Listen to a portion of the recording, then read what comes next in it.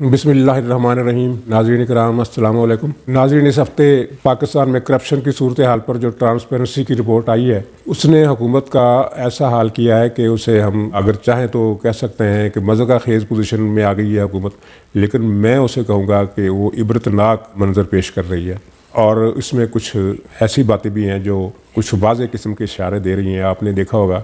کہ پچھلے سال بھی یہ رپورٹ آئی تھی ٹرانسپیرنسی کی، اور اس میں بھی یہی بتایا گیا تھا کہ عمران خان کے دور میں پچھلے سال پاکستان کے کرپشن کے انڈیکس میں 3 پوائنٹ کا اضافہ ہو گیا۔ تو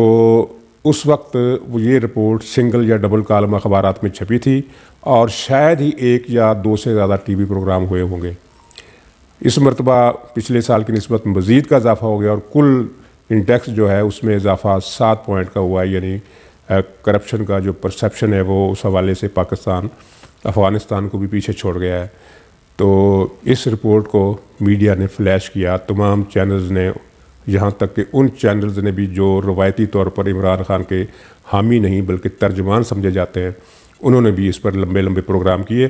اور مزید مضحکہ خیز بلکہ عبرتناک پوزیشن خود عمران خان نے بنا دی جب انہوں نے رپورٹ آتے ہی یہ بیان دے دیا کہ یہ کرپشن جو ہے اس کے اعداد و شمار تو وہ ہیں جو نواز شریف کے دور سے لیے گئے ہیں، 2017-18 کے ہیں، اور یہ بھی کہا کہ اپوزیشن ایسے ہی خوش ہو رہی ہے اگر اسے اس رپورٹ کا ہم ترجمہ کرا کے دے دیں، پھر انہیں پتہ چلے گا کہ یہ تو انہی کی کرپشن کی رپورٹ ہے۔ اور پھر یہ بھی کہا کہ میں اس رپورٹ کا خیر مقدم کرتا ہوں۔ یہ ان کا یہ بیان اور ان کی جو بات چیت تھی وہ کل سارے چینلز پر چلی اور اخبارات میں بھی چھپی ہوئی ہے، لیکن آج جب انہیں اندازہ ہوا کہ کرپشن کی رپورٹ نے کیا تاثر قائم کیا ہے اور یہ کرپشن انہی کے دور کی ہے، عمران خان کے دور کی ہے، تو آج وہی عمران خان کہہ رہے تھے کہ میں نے تو یہ رپورٹ پڑھی نہیں ہے۔ یعنی وہ آپ نے ایک محاورہ سنا ہوا ہے کہ دروغ گورا حافظہ نہ باشد، کہ جو آدمی جھوٹ بولنے کا عادی ہوتا ہے اس کا حافظہ کمزور ہوتا ہے، کیونکہ اسے یاد نہیں ہوتا کہ میں نے پچھلی بار کیا کہا تھا۔ لیکن عام طور پر یہ تو یادداشت کی حافظے کی کمزوری ہے، اس کا اطلاق اس طرح ہوتا ہے کہ پچھلے سال ایک بات کی تھی، 6 مہینے پہلے ایک بات کی تھی، لیکن یہ پہلا ہم نے مظاہرہ دیکھا کہ 1 دن پہلے کی کہی ہوئی بات کو عمران خان صاحب کو بھول گئی۔ یہ ایک لطیفہ ہے، اور اس میں عمران خان کے لیے کافی ایمبیرسنگ پوزیشن ہے، اور یہ عوام کے لیے تو کوئی انکشاف نہیں ہے، کیونکہ عوام کے سامنے ہے کہ کرپشن کے میگا سکینڈل جتنے عمران خان کے دور میں عمران خان کی حکومت کے ساتھ وابستہ سکینڈل جتنی بڑی تعداد میں منظر عام پر آئے ہیں اتنے پاکستان کی پوری ہسٹری میں نہیں آئے۔ چینی کا سکینڈل ہو، آٹے کا سکینڈل ہو، دواؤں کا ہو، پشاور میٹرو کا ہو، وہ بلین سونامی ٹری کا فراڈ ہو جس میں خود سرکاری رپورٹ نے کہا کہ 1 ارب نہیں صرف 3 کروڑ درخت لگے، اور کتنے بھی فراڈ ہیں ان کا ذکر تفصیل بتانے کی ضرورت نہیں ہے، آپ سب کے علم میں ہے۔ تو اپوزیشن تو اتنی نالائق ہے کہ یہ اب تک اس پر کوئی وائٹ پیپر نہیں بنا سکی۔ ایک سرسری سا جو ایسٹیمیٹ کسی نے لگایا تھا وہ یہ تھا کہ 1000 ارب روپے کی کرپشن تو صرف چینی اور آٹے کی مد میں کی گئی ہے، تو باقی دواؤں کی مد میں LNG ہے اور پتہ نہیں کتنے ہیں۔ یہ ٹوٹل کرپشن اگر آپ اکٹھی کر لیں تو میرا خیال ہے مارکوس، حسنی مبارک اور سہارتوں کے افسانے لوگ بھول جائیں گے۔ لیکن یہ کام کرنے کے لیے اپوزیشن کے پاس کچھ محنتی لوگوں کی ضرورت ہوا کرتی ہے، وہ محنتی لوگ ہمیں اس اپوزیشن میں نظر نہیں آتے جو اس طرح کا کام کریں اور ایک وائٹ پیپر بنائیں، ایک بک بنائیں، اسے انٹرنیٹ پر ڈالیں، پبلش کریں۔ مجھے یاد ہے ضیاء الحق کے زمانے میں اور اس کے بعد کے جو ادوار تھے ان میں اپوزیشن جو تھی وہ محنت کیا کرتی تھی، خود مسلم لیگ محنت کیا کرتی تھی، پیپلز پارٹی کے جو غلط کام ہوتے تھے ان پر پوری وہ تفصیل کے ساتھ ایک کتابچہ بناتی تھی اور مرتب کرتی تھی، تاکہ اس وقت تو یہ انٹرنیٹ بھی نہیں تھا اور یہ سوشل میڈیا بھی نہیں تھا اور یہ 24/7 چینل بھی نہیں تھے،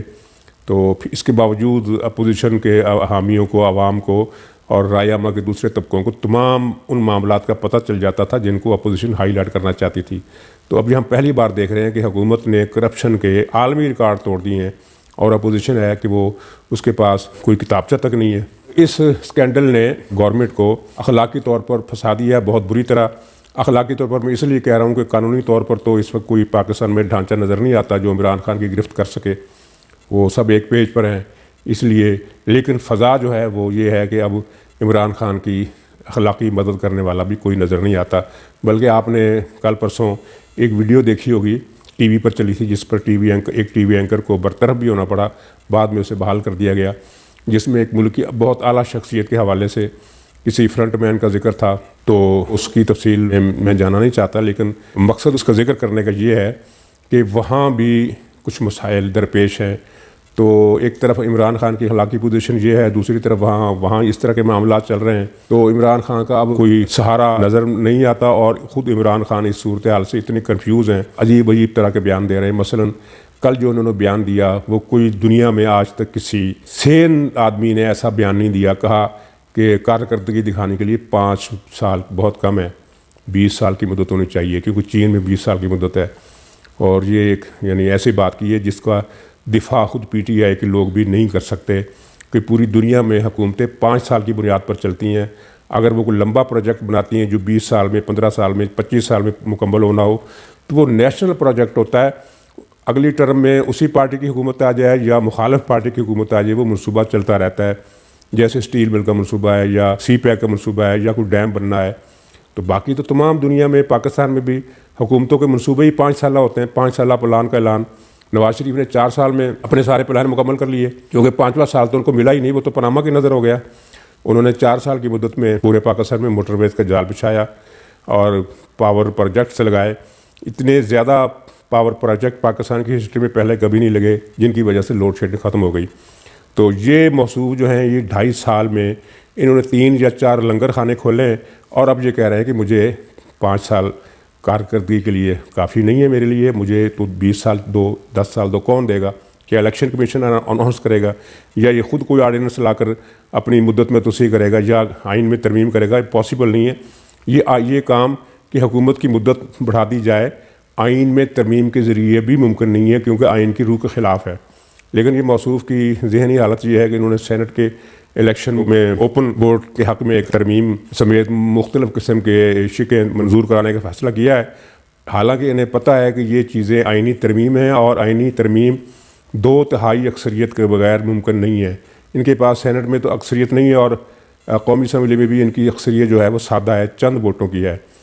تو یہ چند ووٹوں کے بل بوتے پر انہیں پتہ ہے کہ آئینی ترمیم ہم نہیں کر سکتے، اور یہ پوز یہ کر رہے ہیں کہ ہم یہ آئینی ترامیم جمہوریت کی مضبوطی کے لیے لا رہے ہیں، اور اگر اپوزیشن نے ساتھ نہ دیا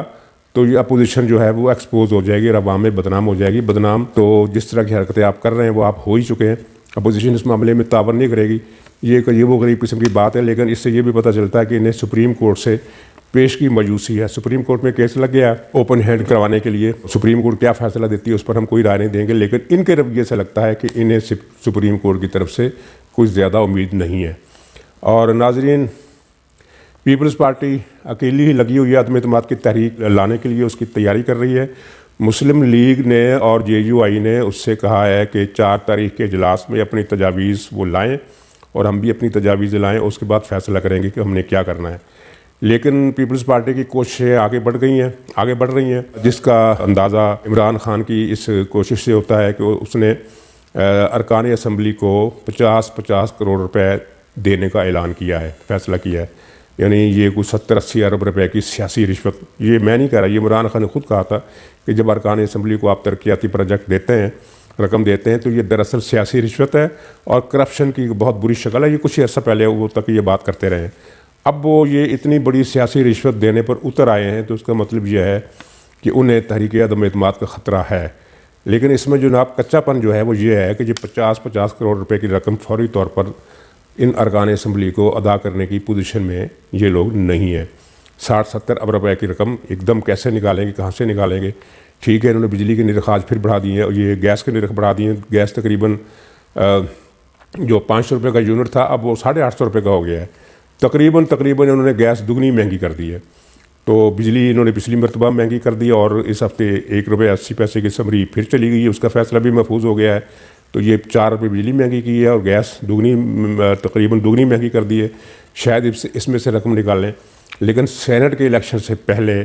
یہ 70 ارب روپے کی رقم تقسیم کرنا حکومت کے لیے بہت مشکل ہوگا۔ کوئی الہ دین کا چراغ اگر ان کے پاس ہے کہ اتنی بڑی رقم وہ عمران خان لے کر سب کو بانٹتے پھرے تو اور بات ہے، ورنہ یہ نظر نہیں آتا۔ یہ ایک ڈیسپریٹ کوشش ہے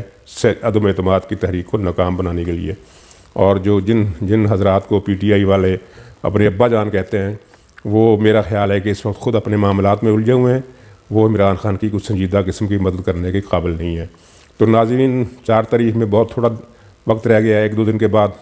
اجلاس ہوگا، جس کے بعد صورتحال جو واضح کچھ ہوگی، اور میری کوشش ہوگی کہ اس دوران کچھ اندر کی خبریں سامنے رکھ کر ان پر نیا تجزیہ آپ کی خدمت میں پیش کروں گا.